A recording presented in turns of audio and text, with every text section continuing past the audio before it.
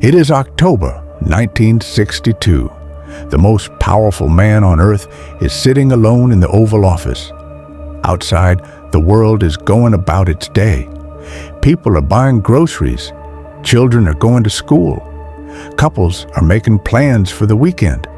None of them know, none of them have any idea that the man sitting in that office is holding a decision in his hands.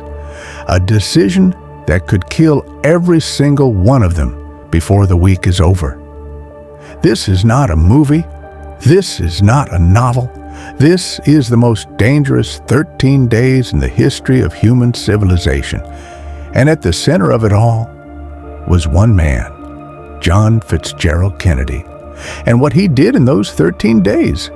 And what was done to him because of it is a story that history has never fully told. To understand what happened in October 1962, you need to understand who JFK really was before that moment. Because the man the world saw, young, confident, charming, was not the complete picture. John Kennedy had grown up in the shadow of death his entire life. He was sick for most of his childhood. Doctors told his family he might not survive to adulthood. He watched his brother Joe die in World War II. He watched his sister Kathleen die in a plane crash.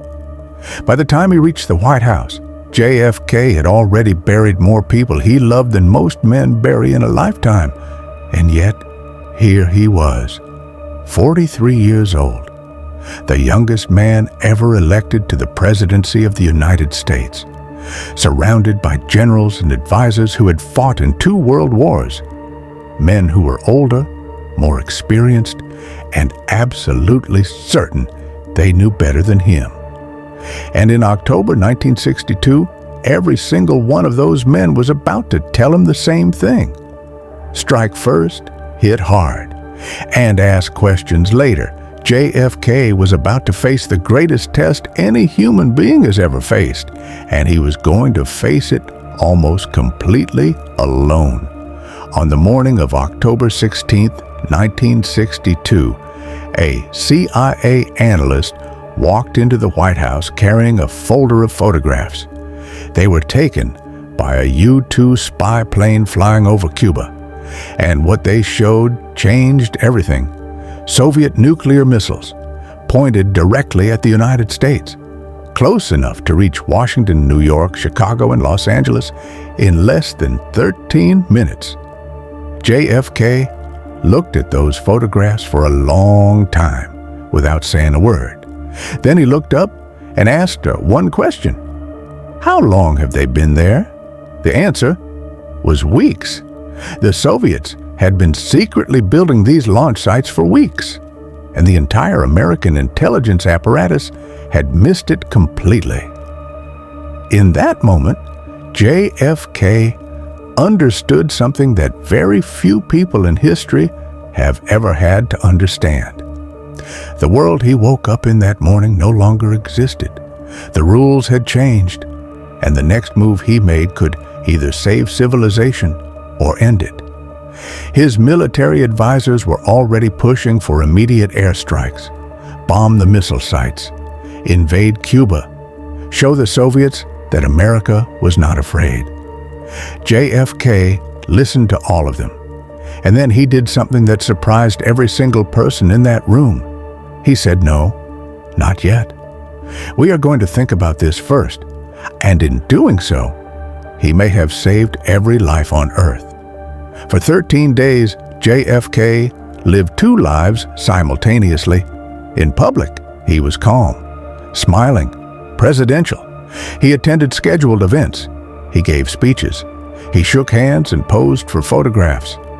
And in private, he was locked in a room with the most powerful military minds in America, fighting a battle that the public knew nothing about. His generals were unanimous. Strike now. Strike hard. End this before it escalates. JFK kept asking one question they could not answer. And then what? If we bomb Cuba, what does the Soviet Union do next? If we invade, what is Khrushchev's response? Every military scenario ended the same way, with nuclear war, with hundreds of millions of people dead.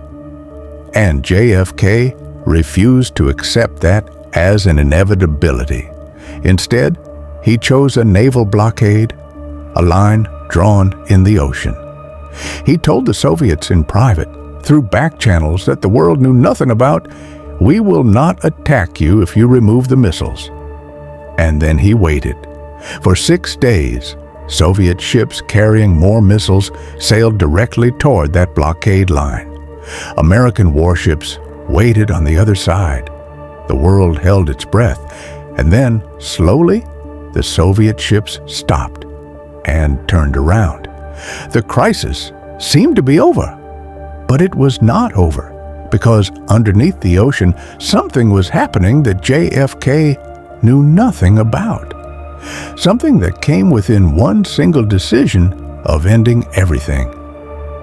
Deep beneath the Atlantic Ocean, a Soviet submarine called B-59 was running out of air.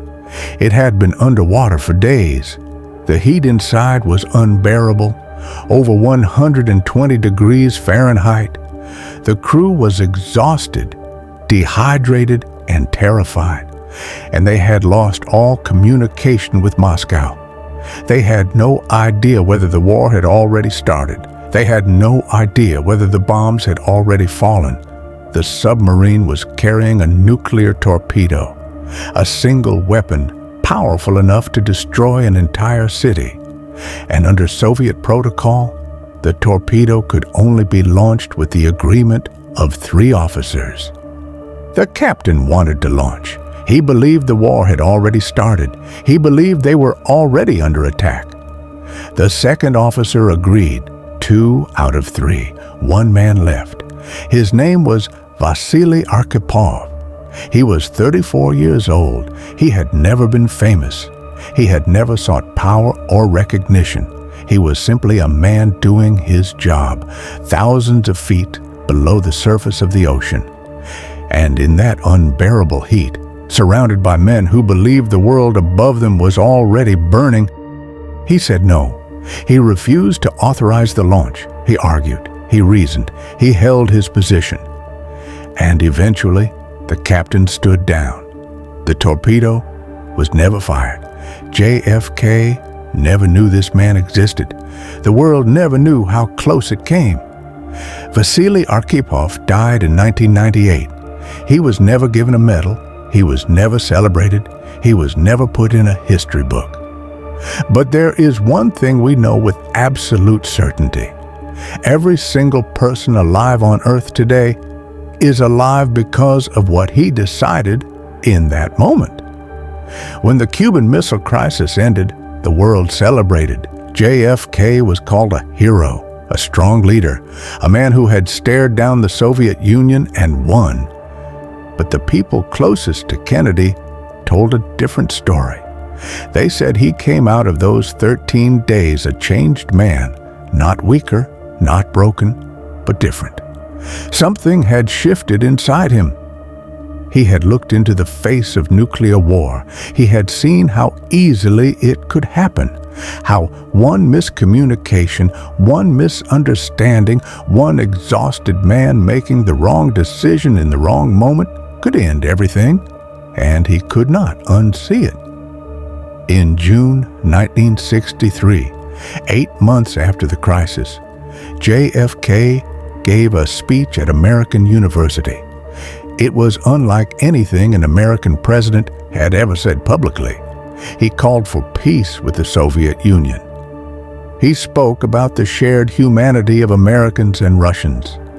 He announced a halt to nuclear testing in the atmosphere.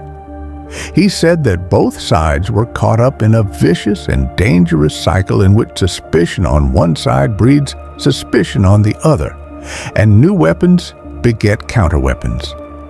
The military establishment was furious. The CIA was furious. Powerful men in powerful rooms believed that JFK had gone soft, that the President of the United States was no longer willing to do what was necessary. And 5 months after that speech, On November 22, 1963, John Kennedy was dead. Here is what we know. JFK stared into the eyes of nuclear war and chose peace. A man nobody has ever heard of refused to fire a torpedo and saved civilization. And the president who came out of that crisis calling for peace with America's greatest enemy was killed 1 year later. Was it connected? We may never know for certain. But here is the question that nobody in power wants you to ask. What happened to the last American president who genuinely tried to stop the war machine? Think about that. And if this story made you see history differently, subscribe, because there are stories buried far deeper than this one. And I'm just getting started.